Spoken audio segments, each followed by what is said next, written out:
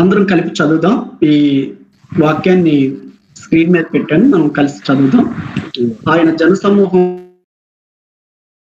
చూచి వారు కాపరు లేని గొర్రెల వలె విసిగి చెదిరి ఉన్నందున వారి మీద కనికరపడి, కోత విస్తారమే గాని పనివారు కొద్దిగా ఉన్నారు గనుక తన కోత పనివారిని పంపమని కోత యజమానిని వేడుకొనుడని తన శిష్యులతో చెప్పెను. చిన్న ప్రార్థన చేద్దాం. జీవం గల మా పరలోకపు తండ్రి, మీకు వందనాలు. నీ బిడ్డలు ఒక మంచి ఉద్దేశంతో, నీ ప్రేరేపణతో ఇలాగున ప్రార్థించడానికి ఇప్పటికే 210 దినాలు మీరు కృప చూపించారు. ఈ 211వ దినంలోకి మమ్మల్ని ప్రవేశపెట్టారు. నీ బిడ్డలు పడుతున్న ఈ ప్రయాసంలో మేము పాలుభోగస్తులు కావటానికి మాకు ఇచ్చిన అవకాశం కొరకు నీకు వందనాలు. ఎంతో మంది ఆత్మీయులు, దేవుని వాక్యం బాగా ఎరిగిన వారు, మంచి ప్రభు మనసాక్షితో ప్రార్థన చేసేవారు ఈ గుంపులో ఎంతో మంది ఉన్నారు. వారి ప్రార్థనలు ఆలకించి మీరు చేస్తున్న ప్రతి కార్యం కొరకు మీకు స్తోత్రాలు. ఈ సమయంలో నీ ప్రజలకు అవసరమైనట్టుగా ఈ ప్రార్థన మీరు మాకు అనుగ్రహించమని, మీ వాక్య ప్రత్యక్షత మా అందరి హృదయాల్లో కలిగించమని యేసుక్రీస్తు వారి ఘనమైన నామంలో ప్రార్థన చేసి వేడుకుంటున్నాం తండ్రి, ఆమేన్. పిల్లరా, మనందరికీ తెలిసినటువంటి వాక్య భాగమే. చాలా సార్లు మీరు ధ్యానించి చదివి దీని మీద అనేక ఆలోచనలు కలిగి ఉన్న వాళ్ళే ఈ యొక్క టీంలో లేక ఈ యొక్క నా ముందున్నటువంటి ఈ యొక్క వేదికలో ఉన్నారని నేను ఎరుగుదును. మరొక మారు ఈ వాక్యాల్లోంచి దేవుడు మనకు అనుగురించిన తలంపులను మనం ఆలోచిద్దాం. యేసుప్రభువు వారు జనసమూహమునప్పుడు అవసరమో వాళ్ళ ప్రాణాలు ఎలా విసిగిపోయాయో ఆయన గుర్తించి వారి మీద కనికరపడి తను వెనుకున్నటువంటి శిష్యులకు, తను వెనుకున్నటువంటి ఆయన వెంబడిస్తున్నటువంటి వ్యక్తులకు ఆయన చెప్పిన మాట ఏంటంటే, కోత విస్తారమే గాని పనివారు కొద్దిగా ఉన్నారు గనుక తన కోతకు పనివారిని పంపమని కోత యజమానుని వేడుకొనుడని తన శిష్యులతో చెప్పెను. మనం దేవుణ్ణి వేడుకుంటే ఈ భూమి మీద దేవుని పొలమైనటువంటి ఈ లోకంలో ఆయన పనివారిని పంపిస్తాడు. వేడుకునే వాళ్ళు లేకుండా, వేడుకునే వాళ్ళు దేవుని ముందుకు వచ్చి ప్రార్థించకుండా దేవుడు తన పనివారిని పంపడాలని ఈ విస్తారమైన పంటలో, ఈ విస్తారమైన పొలంలో పనివారు లేవాలంటే, పనివారు కావాలి అంటే మనమే ప్రార్థన చేయాలి. ఒక మాటను మీ ముందు పెట్టాలనుకుంటున్నాను. మనం వేడుకోకుండా దేవుడు పని చేయడా అంటే, మనం మొరపెట్టకుండా దేవుడు కార్యం చేయడా అంటే చేయడు.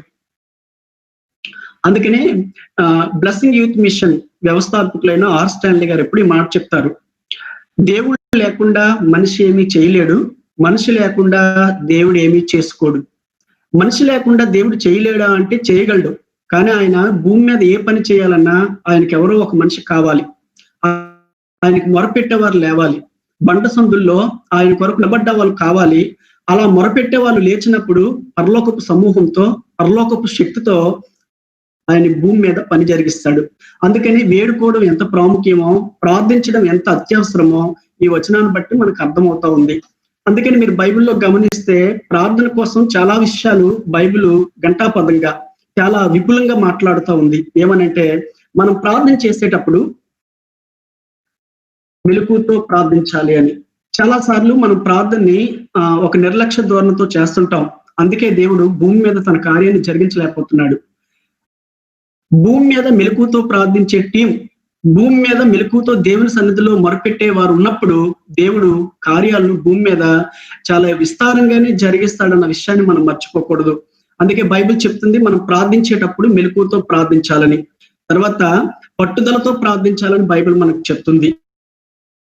ఈ రోజున ఈ ప్రార్థన పరిచర్య ప్రారంభించి ఇన్ని 100 దినాలు కొనసాగుతుందంటే మీకున్న పట్టుదల ఎంత గొప్పదో, మీకు దేవుడిచ్చిన దర్శనం ఎంత ఉన్నతమైందో, ఆ దర్శనంలో మీరు చేస్తున్నటువంటి ప్రక్రియ, ఆత్మదేవుడు మీకు అనుగ్రహిస్తున్న భారంతో చేస్తున్న పనిని బట్టి దేవుని స్తుతిస్తున్నాను. మా ప్రియ సాటి సేవకులుగా మీకు కూడా నా అభినందనలు మా సంఘం తరపు నుంచి కూడా తెలియజేస్తున్నాను. తర్వాత విసకక ప్రార్థించాలని మనకి దేవుడు వాక్యం చెప్తా ఉంది. మనం ప్రార్థిస్తున్నాం కదా, పరిస్థితులు ఏమి మారట్లేదు కదా, నేను వెళ్ళాను కదా ప్రార్థనకి, మళ్ళీ ఈ రోజు ఎందుకు, ఇంత మార్నింగే లేవలేను కదా అని విసుగుపోతూ ఏమండి చేసేది కాదు, కానీ విసుకక ప్రార్థించాలి. నేను ప్రార్థించకపోతే దేవుడు భూమి మీద పని చేయడం అన్నట్టుగా, నేను వేడుకుంటేనే దేవుడు తన సేనలతో భూమి మీద పని జరిగిస్తాడన్న ధోరణితో, అలాంటి నిరీక్షణతో మనం ప్రార్థించాలి. ఎడతెగక ప్రార్థించమన్నాడు. మీరు ఇప్పటికే సుమారుగా 7 నెలలు దాటుకొని 8 నెలలో వస్తున్నన్ని దినాలు మీరు ఇలా ప్రార్థన పరిచర్య సాగిస్తున్నందుకు, అలాంటి కృప దేవుడు చూపినందుకు కూడా నేను దేవుణ్ణి మరొక మారు స్తుతిస్తున్నాను. ఇందులో జాయిన్ అయిన మీరందరూ కూడా వేకువజామునే లేచి అంత ప్రార్థనా భారాన్ని మీకు దేవుడు అనుగ్రహించిన రీతిని బట్టి ఎడతెగక మీరు ప్రార్థనలో పాల్గొంటున్నందుకు నా హృదయపూర్వకమైన వందనాలు. తర్వాత ఆసక్తితో ప్రార్థించాలని బైబిల్ చెప్తా ఉంది.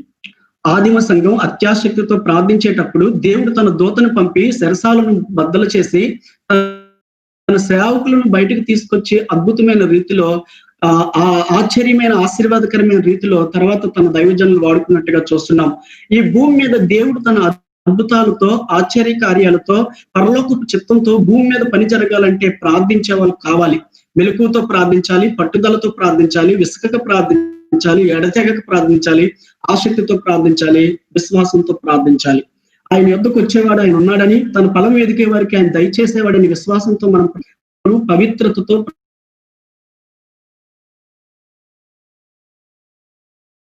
ధ్యానం కొరకు పడతాయి. ప్రార్థన అనేది, వేడుకోవడం అనేది ఎంత అవసరమో ఈ వచనాలన్నింటిని బట్టి మనకు అర్థమవుతుంది. మనం కోత యజమానిని వేడుకుంటే ఈ పొలంలో పని చేయడానికి అవసరమైనటువంటి జనం గాని, అవసరమైన పనివారిని పరలోకపు తండ్రి యజమాని మనకు అనుగ్రహిస్తాడు. అందుకని ఈ భూమి మీద దేవుడు పంపిస్తే తప్ప, ఆయన కార్యం జరిగితే తప్ప మనం ఏమీ చేయలేం. ఎందుకంటే మనం బలహీనమైనటువంటి మనుషులం. దేవుడు, పరలోకపు శక్తి, ఆత్మదేవుడు, వాక్యం ఇవన్నీ భూమి మీద జరగాలంటే ప్రార్థించేవారు కావాలి, లేవాలి. ఈ రోజున అలాంటి భారం, అలాంటి ఉద్యమం క్రైస్తవ సంఘాలపై రావాలన్నది నా ప్రార్థన, నా ఆశ. తర్వాత యేసుప్రభువు వారు విసుకక ప్రార్థన చేయాలి, విసకపోకుండా ప్రార్థనలో మనం సాగాలని ఒక ఉపమానాన్ని కూడా లోకాసువార్త 18వ అధ్యాయంలో చెప్పారు. ఈ స్టోరీ అంతా పైన 2 మాటలు చెప్తాను. ఒక భేద విధవరాలు ఉంది, తనకి ఎవరో అన్యాయం చేశారు. తనకి న్యాయం జరిగే స్థలం ఒకే ఒకటి ఉందని ఆ న్యాయాధిపతి దగ్గరికి వెళ్ళింది. ఆ న్యాయాధిపతి దేవుడికి భయపడ్డు, మనుషుల్ని కూడా లక్ష్య పెట్టినటువంటి న్యాయాధిపతి. అలాంటి న్యాయాధిపతి నాకు న్యాయం తీర్చమని, నాకు నా ప్రతివాదికి న్యాయం చేయమని అడిగినప్పుడు చాలా కాలం ఆయన ఒప్పలేదు.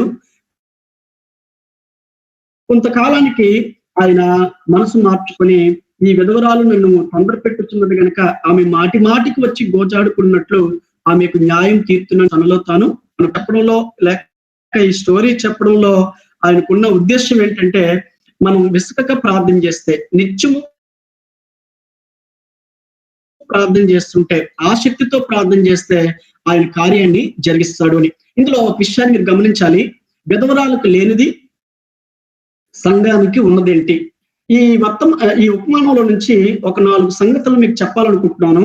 ఈ విధవరాలకు ఉండవలసింది లేకపోయినా ఆవిడ విసుకక గోజాడినప్పుడు, ప్రార్థించినప్పుడు, ఆ న్యాయాధిపతికి మొరపెట్టుకున్నప్పుడు సాధించుకోగలిగింది.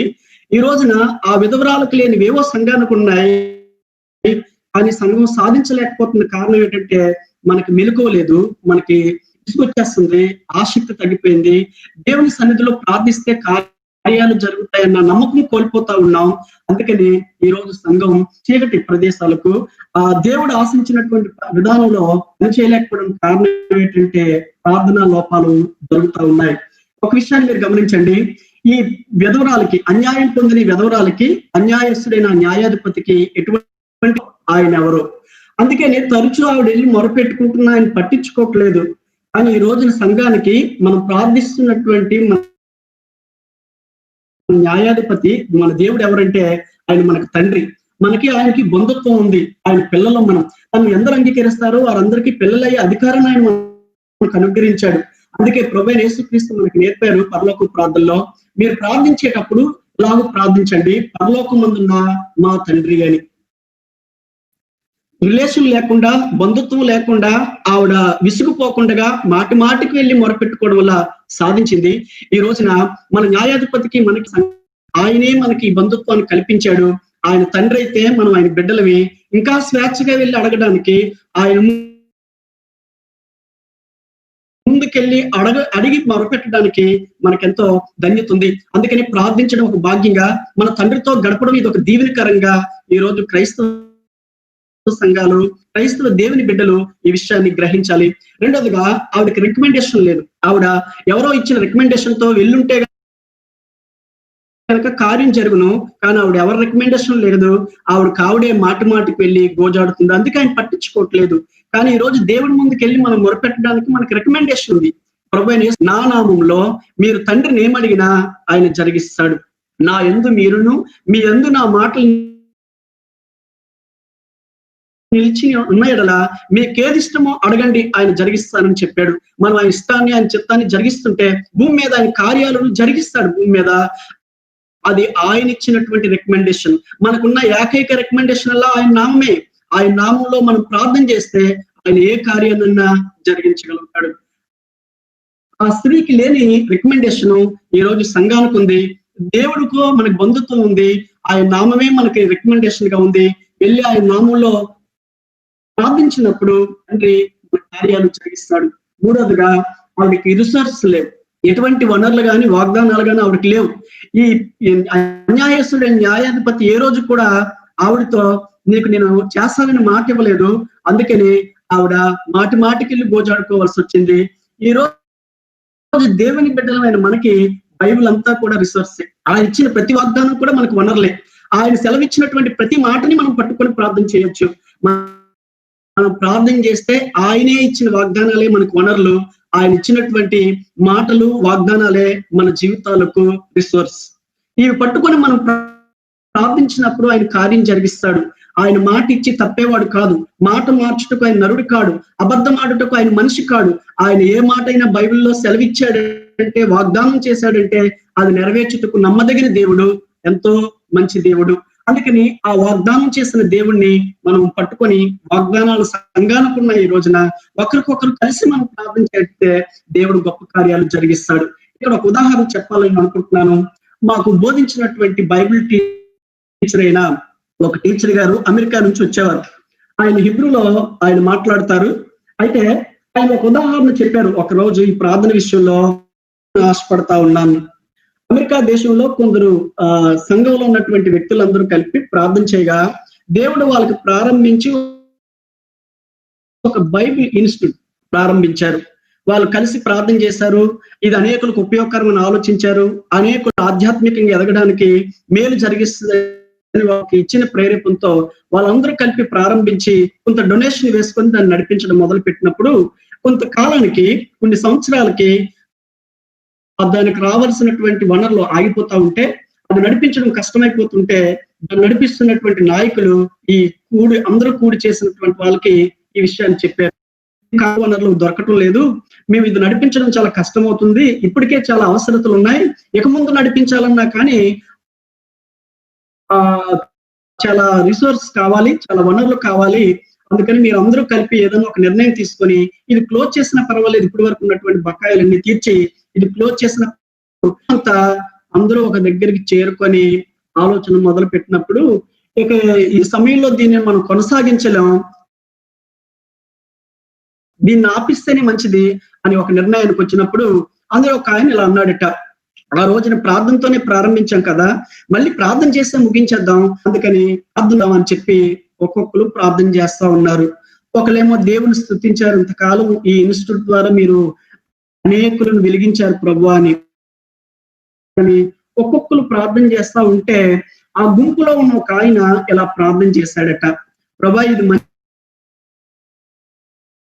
మంచి ఉద్దేశంతో ప్రారంభించాం, మంచి పని జరుగుతా ఉంది, కానీ అవసరాలు ఎలా ఉండిపోయాయి, 1000 కొండల మీద ఉన్న పశువులన్నీ నీయే కదా, ఆ పశువులన్నీ అమ్మి ఆ డబ్బును మాకు పంపిస్తే మేము దీనిని కొనసాగించగలం కదా అని ఆ గుంపులో ఆయన ప్రార్థన చేశారు.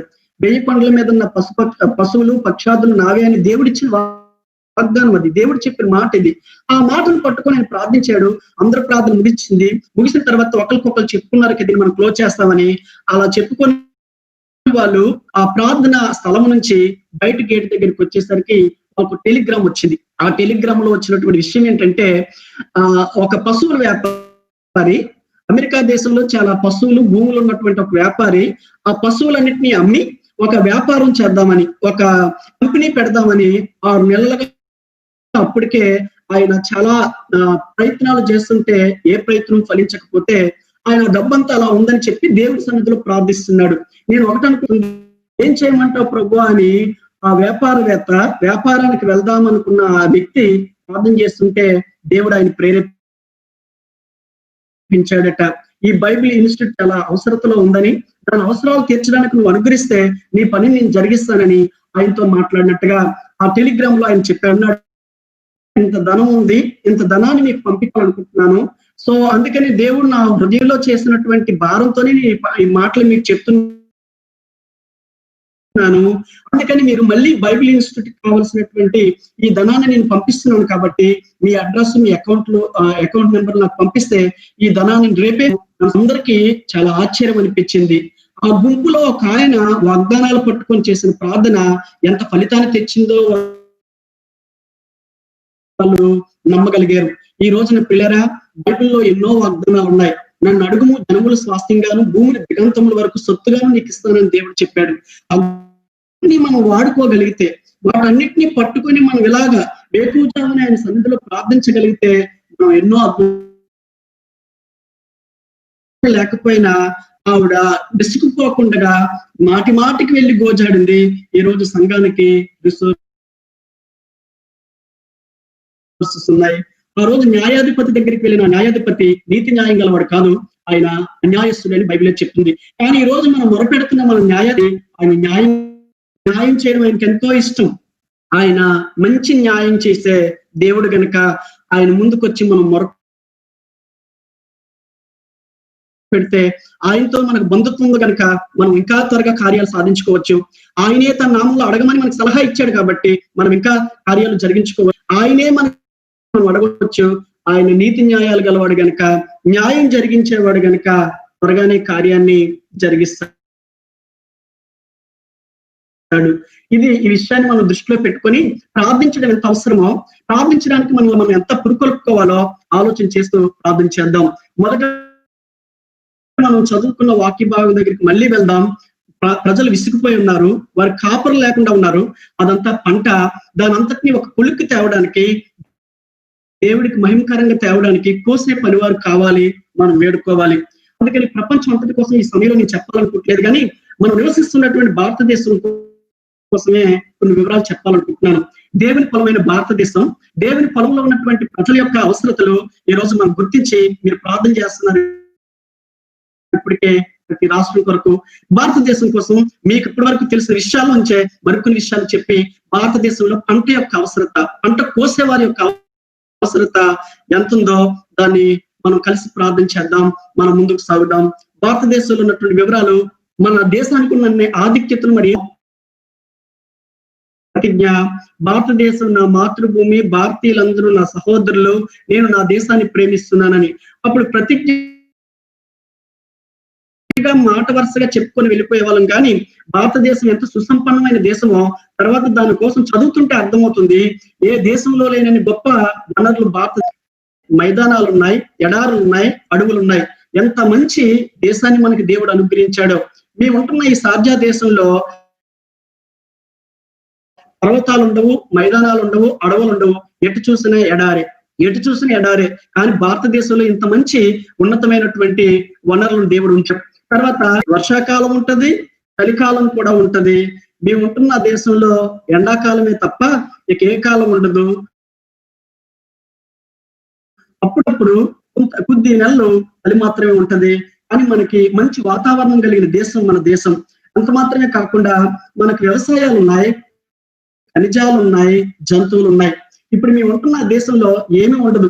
ఈ మధ్యకాలంలో టెక్నాలజీలో కనిపెట్టారు కాబట్టి పెట్రోల్ అక్కడెక్కడ కనబడుతుందే తప్ప ఇవేవి బ్రతకడానికి ఇక్కడ లేవు ఈ దేశంలో. కానీ మన భారతదేశానికి దేవుడు ఎన్నో వనరులను దేవుడు ఇచ్చాడు. వీటన్నిటిని బట్టి మనం స్తుతించాలి. భారతదేశంలో మంచి ప్రజాస్వామ్యం ఉంది, మంచి రాజ్యాంగం ఉంది. మన దేశంలో ఉన్నటువంటి ప్రజాస్వామ్యం, రాజ్యాంగం మరి ఏ దేశంలో లేదు. కానీ మేము ఉంటున్న ఈ దేశంలో చూస్తే ఇక్కడ రాజు పరిపాలన ఉంటది. రాజు ఏం చెప్తే అదే శాసనం. ఇక మనుషులు ఎవరు మాకు ఇది ఇష్టం లేదని రోడ్లకు ఎక్కడానికి లేదు, ధర్నా చేయడానికి లేదు. కానీ మన దేశంలో ప్రతి మనిషి మనిషికి, ప్రతి పౌరుడికి ఒక హక్కు ఉంది, స్వేచ్ఛ ఉంది.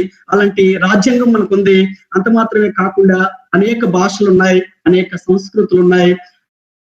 భారతదేశంలో బట్టి దేవుని స్తుతించడానికి, అంత మంచి దేశం అని చెప్పడానికి ఇన్ని విధానాలు మన దేశానికి దేవుడు అనుగ్రహించాడు. అంత మాత్రమే కాకుండా భారతదేశంలో ఉన్న జనాభా 134 కోట్ల మంది ప్రజలు, మొత్తం 29 రాష్ట్రాలు, జిల్లాలు 640 నుంచి 739 జిల్లాల వరకు ఉన్నాయి. ఇప్పుడు కొత్తగా తయారైన జల్లాలను చూస్తుంటే మొత్తం నగరాలు లేదా సిటీలు 4500 నగరాలు మన భారతదేశంలో ఉన్నాయి. గ్రామాలు 6 లక్షల దాకా గ్రామాలు మన భారతదేశంలో ఉన్నాయి. మొత్తం పిన్ కోడ్లు 2700 పిన్ కోడ్లు ఉన్నాయి ఈ భారతదేశంలో. ఇంత మంచి దేశంలో దేవుని బిడ్డలు, దేవుని యొక్క ప్రజలు 2% 3 మంది ప్రజలే ఉన్నారు. అయితే ఇప్పుడు నా బాధ అంతా ఏంటంటే ఈ 134 కోట్ల మంది ప్రజలు విసిగిపోయారు, ఎదిరిపోతున్నారు. వారికి కాపురం లేక వాళ్ళు ఉన్నారు. వాళ్ళని అందరినీ కొయ్యటానికి, వాళ్ళ మధ్య పని చేయటానికి పనివారు కొద్దువైపోయారు. ఎందుకు కొద్దువయ్యారంటే మన దగ్గర ఉన్నటువంటి పరిస్థితులు ఇవి. ఒకసారి భారతదేశంలో ఎక్కడెక్కడ ఎంతమంది ప్రజలు నివసిస్తున్నారు, వాళ్ళ మధ్య ఎంతమంది క్రైస్తవులు పనిచేస్తున్నారో మీకు కొన్ని గణాంకాలు చూపిస్తాను. బట్ దేవుని పని యొక్క పంట పొలంలో పనివారి యొక్క అవసరత ఎంత ఉందో దీన్ని బట్టి మనకు అర్థమవుతుంది. ఈ భారతదేశంలో ఉత్తరం సైడ్ నివసించే ప్రజలు ఎంతమంది ప్రజలు ఉన్నారు అంటే ఈ 134 కోట్ల మంది ప్రజల్లో 40% ప్రజలు ఈ ఉత్తరాన్ని జీవిస్తారు.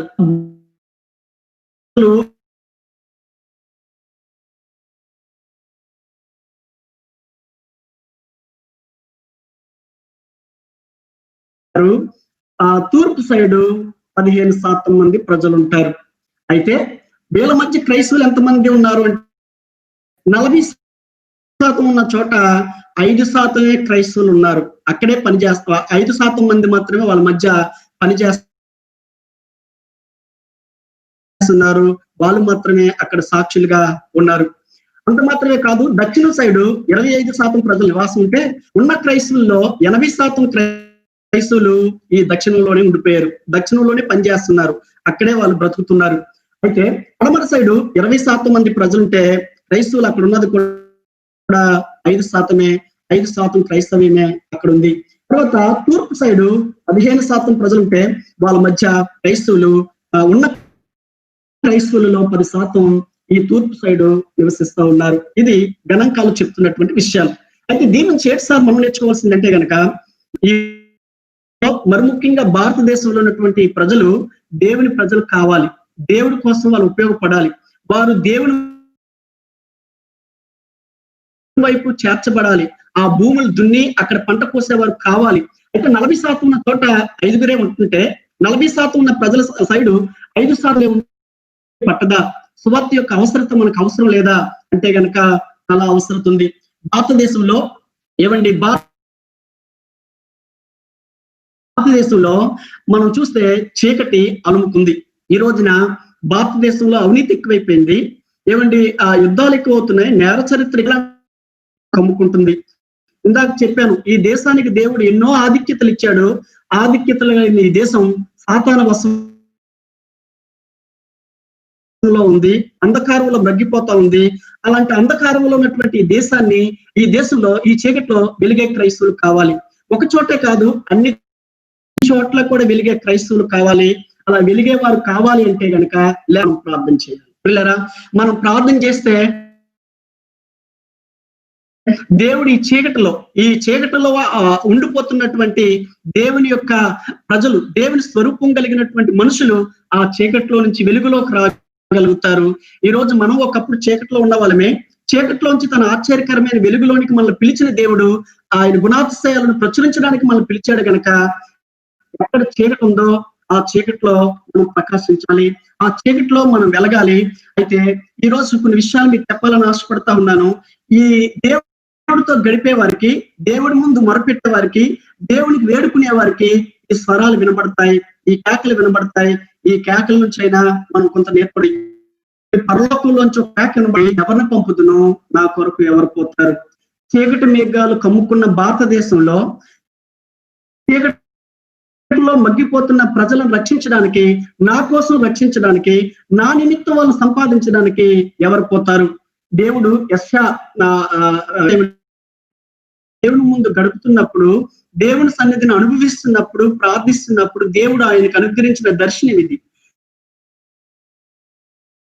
దేవుడు అత్యున్నతమైన సింహాసనం నుంచి ఆయనకి ఇస్తున్నటువంటి ఒక ఉన్నతమైన దర్శనం ఏంటంటే, నా నిమిత్తం ఎవరు పోతారు అని. ఈ రోజు భారతదేశంలో చీకటి అడుగుతున్నాడు. ఇది ఎవరికి వినబడుతుందంటే, ఆయనతో ప్రార్థించే వాళ్ళకి, ఆయన సన్నిధిలో గడిపే వాళ్ళకే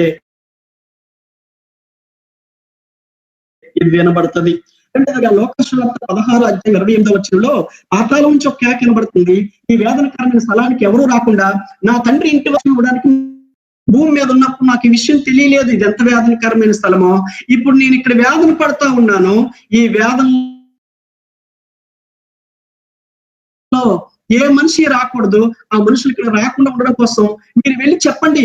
చీకట్లో ఉన్న మనుషులు అలాగే చీకట్లోనే వదిలిస్తే వారు ఆరిన అగ్నికి, నరకాగ్నికి వాళ్ళు వచ్చేస్తారు కనుక ఇక్కడికి ఎవరిని పంపొద్దు. అలా పంపకుండా ఉండాలంటే మీరు వెళ్ళి సాక్ష్యం ఇవ్వాలి. ఆ చీకటి మనుషులకు మీరు వెలుగును చూపించాలి అని మనకి ఇక్కడ వాక్యం చెప్తా ఉంది. తర్వాత కొరింథీయులకు రాసిన 2వ పత్రిక 5:14 లోపల నుంచి ఒక కేక వస్తుంది. పౌలు అంటాడు, క్రీస్తు ప్రేమ నన్ను బలవంతం చేయుచున్నది అని. నేను సువార్తకి, దేవుని సేవకి రావడం నాకు ఇంట్రెస్ట్ అని నేను రాలేదు. దేవుని ప్రేమ నన్ను బలవంతం చేసింది అని. దేవుడితో గడిపే వాళ్ళకి, దేవుడితో విన్నవించుకునే వాళ్ళకి, దేవుడికి మొరపెట్టే వాళ్ళకి, మా దేశ పరిస్థితులు ఉన్నాయి ప్రభువా అని దేవుని సన్నిధిలో గోజాడే వారికి ఈ కేకలు వినబడతాయి. ఈ ప్రేమ కనబడుతుంది. ఈ ప్రేమే వారిని సువార్త చేయడానికి బలవంతం చేస్తుంది. నన్ను దేవుడు రక్షించినప్పుడు నాకు కూడా అదే భారాన్ని దేవుడు దయచేస్తాడు. ఒకప్పుడు ఎరగక అజ్ఞానంతో, అంధకార హృదయంతో దేవుని దూషించాను. ఇది ఎంత గొప్ప దేవుడో, ఇది ఎంత గొప్ప సువార్తో, ఈ సువార్త అనేక మంది ప్రజలకు అది అందించాలని నా హృదయంలో కూడా దేవుడు ఇదే భారాన్ని పెట్టినప్పుడు, ఆ భారంతో పనిచేస్తున్న టైంలో ఏమండి, ఈ అరబిక్ కంట్రీలో, ఈ ముస్లిం కంట్రీలో సువార్త ప్రకటించడానికి వీలు లేని ఎన్నో రిస్ట్రిక్షన్ ఉన్నటువంటి ఇలాంటి దేశాలకు రావటానికి ఆ ప్రేమే కారణం, ఆ బలవంతమే కారణం, ఆ లోపల కేకే కారణం. ఈ రోజు దేవుడితో గడుపుతున్న ఏమైనా అక్కలారా, చెల్లిలారా, అన్నలారా, దైవజనులారా, ఈ చీకటి అలుముకున్న భారతదేశానికి, ఈ చీకటిలో మగ్గిపోతున్నటువంటి ప్రజల యొద్దకు వెలిగించడానికి మీరు వెళ్తారా? మీరు సిద్ధమేనా? 4వ కేక ఏంటంటే, పౌలు ఆ బితూనియా సైడ్, మూసియా సైడ్ సువార్త ప్రకటించడానికి వెళ్తూ ఉంటే దేవుడు ఆత్మ వాళ్ళని ఆపిస్తుంటే వాళ్ళు ప్రార్థన చేయడం మొదలు పెడితే, ఆ ప్రార్థనలో ఒక దర్శనం ఆయన కలిగింది. మాసిదోనియా దేశస్థుడు ఒకడు వచ్చి, అయ్యలారా మాకు సహాయం చేయరా, మాకు చూపరా, మా దగ్గరికి వచ్చి మాకు సహాయపడండి అని ఒక శబ్దం, ఒక మనిషి ఆయన కనబడగానే పౌలుకి అర్థమైంది, ఉన్న చోటే ఈ ఆసియాలోనే మేము ఉండిపోవడం కాదు, దేవుడు మాసిదోనియాకి వెళ్ళమంటున్నాడని ఆ దర్శనాన్ని అర్థం చేసుకొని, ఆ కేకను అర్థం చేసుకొని వారు ఆ ప్రాంతానికి వెళ్ళారు. ఈ రోజు ఉదయాన్నే లేచి దేవుడి ముందు గడుపుతున్న మీకు, దేవుడితో మాట్లాడుతున్న మీకు దేవుడి హృదయ భారం తెలుస్తుంది. ఈ రోజు భారతదేశానికే కాదు, భారతదేశంలో ఉన్న సంఘాల మీద కూడా చీకటి అలుముకుంది. అవసరతను ఏమండి ఆలోచించలేని స్థితిలో సంఘాలు కూడా వెళ్ళిపోయే గనక వీరి కోసం కూడా మనం ప్రార్థిస్తే దేవుడు ఆ భారాన్ని మనకు అనుగ్రహిస్తాడు. మీకు తెలుసు అనుకుంటాను, ఏలీ కాలంలో దైవజనుడు దర్శనాన్ని కోల్పోయాడు. ఆయన కొడుకులు దేవుని క్రమాన్ని ప్రత్యక్షం అవడం ఆపిస్తున్నాడు, మాట్లాడడం ఆపిస్తాడు. అక్కడ మనకు అర్థమవుతుంది యెహోవా ప్రత్యక్షమవుట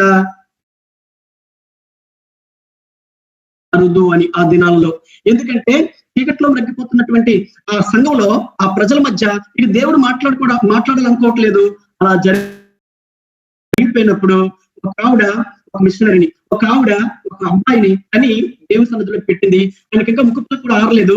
బైబిల్ ఏమంటుంది అంటే, యెహోవా మందసం ఉన్న చోట ఆయన పరిచర్య చేసేవాడని. ఆ చిన్న వయసులో మందసం దగ్గర ఏం పని చేసేవాడో నాకు తెలియదు, ఏం పరిచర్య చేసేవాడు. కానీ వాళ్ళ తల్లి అది దేవుడికి ఇష్టమైన పరిచర్య అని దేవుడు రాయించేయడమో. అయితే ఆ పరిచర్య చేస్తున్న, ఆ ప్రార్థన జరిగిస్తున్న సమూయేలుతో దేవుడు మాట్లాడడం మొదలు పెట్టాడు. సమూయేలు అని మీకు తెలుసు. ఏలితో మాట్లాడట్లేదు దేవుడు, ఏలి కొడుకులతో మాట్లాడట్లేదు దేవుడు, సీనియర్లతో మాట్లాడట్లేదు దేవుడు, మేము అగ్రగణ్యులు అనుకున్న వాళ్ళతో మాట్లాడట్లేదు దేవుడు. అస్మృతితో దేవుని మీద ఆధారపడుతూ, దేవుని మీద ఆనుకుంటూ ఆయన యొద్ద గడుపుతున్న బిడ్డలకే దేవుడు మాట్లాడుతూ ఉన్నాడు. ఈ రోజున దేవుని యొక్క పిలుపు, దేవుని యొక్క భారం, భారతదేశం పట్ల ఆ కోరిక, ఆ పంటలో పని చేయడానికి, ఆ పొలంలో పని చేయటానికి, ఆ కోతను కోయటానికి ఆ భారం ఎవరికి వస్తుందో తెలుసా? వేకువజామునే లేచి ప్రార్థిస్తున్నటువంటి ఈ బైబిల్ లీగ్, ఈ ప్రేయర్ ఫ్రెండ్స్ ప్రేయర్ లీగ్ వారు ఏమంటే నిర్వహిస్తున్న మీలాంటి వారితోనే దేవుడు మాట్లాడతాడు. ఏమంటే నేను ఎరుగుదును, దేవుడు ఎవరితో మాట్లాడతాడంటే దేవునికి దగ్గరగా ఉన్న వాళ్ళతో మాట్లాడతాడు, దేవుడిని అనుసరిస్తున్న వారితో మాట్లాడతాడు. ఈ రోజు ఈ ప్రార్థనలో ఉన్న మీతో దేవుడు మాట్లాడుతున్నాడని, మాట్లాడగలడని నేను నమ్మి విశ్వసిస్తున్నాను. ఇది మనం ఈ భారతదేశంలో వెలిగించాల్సిన అవసరం ఉన్న విషయాలుగా నేను మనం చేస్తున్నాను. చీకటిని పారదోలేది వెలుగు, వెలుగెళ్తే తప్ప చీకటి పోదు. ఆ వెలుగుని తెచ్చేదే సువార్త వాక్యం. వాక్యం తీసుకెళ్తే తప్ప, సువార్తను ప్రకటిస్తే తప్ప ఆ వెలుగు అక్కడ వెలగదు. ఆ వెలుగు వెలిగితే తప్ప చీకటి పోదు. అయితే ఆ సువార్తకులను పంపేది ప్రార్థన. ప్రార్థించే వాళ్ళుంటే సువార్తకులు లేపబడతారు, పంపబడతారు. సువార్తకులు లేచి వెళ్ళి పంపబడితే అక్కడ ప్రకాశిస్తారు. అక్కడ ప్రకాశిస్తే చీకటి. నా దగ్గరికి దేవుడు ఈ సువార్త వాక్యాన్ని తీసుకొచ్చాడు, నా జీవితాన్ని వెలిగించాడు. నాలాంటి జీవితాలు వెలిగించబడవలసిన బాధ్యత నీది కాదా, నాది కాదా? ప్రార్థనే అసలైన పరిచర్య. ప్రార్థిస్తే నువ్వు చేయవలసిన పని ఏంటో దేవుడు నీకు నేర్పిస్తాడు. నువ్వు వెళ్ళవలసినటువంటి ప్రాంతం ఏదో ఆయన నేర్పిస్తాడు. ఆయన ఎక్కడ నువ్వు వెళ్ళగాలో ఆయన నీకు నేర్పిస్తాడు. కొరింథీయులకు రాసిన 2వ పత్రిక 4వ అధ్యాయం 4వ వచనం ఇలా చెప్తుంది, ఈ యుగ సంబంధమైన దేవత క్రీస్తు సువార్త ప్రకాశాన్ని ప్రకాశింపకుండా ఏమంటే అవిశ్వాసులైన వారి మనోనేత్రాలను గుడ్డుతనం కలుగు చేస్తుంది. మనం ప్రార్థనతో ఈ లోకంలో ఉన్నటువంటి యుగ సంబంధమైన దేవత యొక్క బంధకాలను, అంధకారాన్ని తొలగించమని ప్రార్థిద్దాం. ఆ శక్తి దేవుని వాక్యానికి ఉంది. అంధకారంలో వెలుగు ప్రకాశించునుగా కానీ సెలవిచ్చిన దేవుడు ఈ రోజు మనకున్నాడు.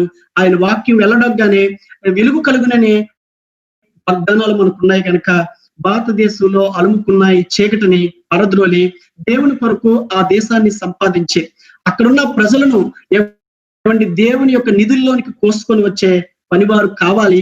వాళ్ళు లేవాలి అంటే ప్రార్థించాలి. ఆ ప్రార్థన చేయాలి అంటే ఆ పిలుపు మనకే అర్థమవుతుంది. అందుకనే ఎంతో మంది ఉండొచ్చు ఈ ప్రేయర్ లీగ్ లో, కానీ ఆ పిలుపు ఉన్న వాళ్ళు, ఆ దర్శనం ఉన్న వాళ్ళే వేకువజామునే లేచి మీరు ప్రార్థన చేస్తున్నారు. మీ అందరికీ నా వందనాలు.